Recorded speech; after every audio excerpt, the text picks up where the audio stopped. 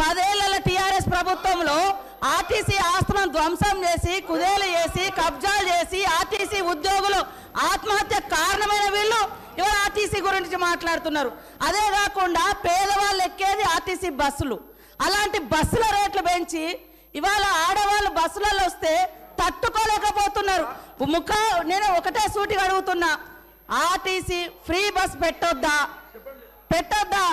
ఇవాళ మీరు వ్యవసాయం చేయనటువంటి బీడు భూములకు లక్షాధికారులకు కోట్లాది రూపాయల నోళ్లకు వ్యవసాయం పేరుతోటి రైతు బంధు కట్టబెడితే ఏ పేదోళ్ళైనా రోడ్ల మీదకి వచ్చి మీ ఇళ్ళ ముంగర ధర్నా చేసిర్రా?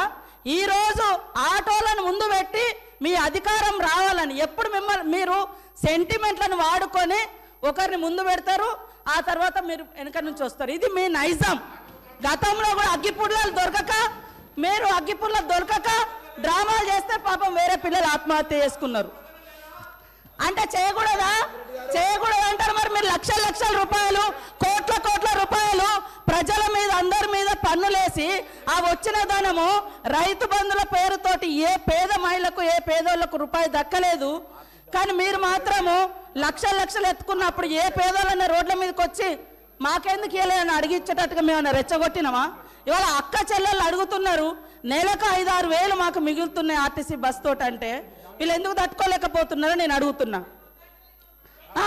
మరి ఎక్కడ ఏం దొరకనట్టుగా అదే మాట్లాడుతున్నారు. మొత్తం వీళ్ళు అన్ని తీసేయండి. కాబట్టి ఆర్టీసీ బస్సులలో మహిళలు ప్రయాణం చేస్తే మీకేం ప్రాబ్లం అది చెప్పండి.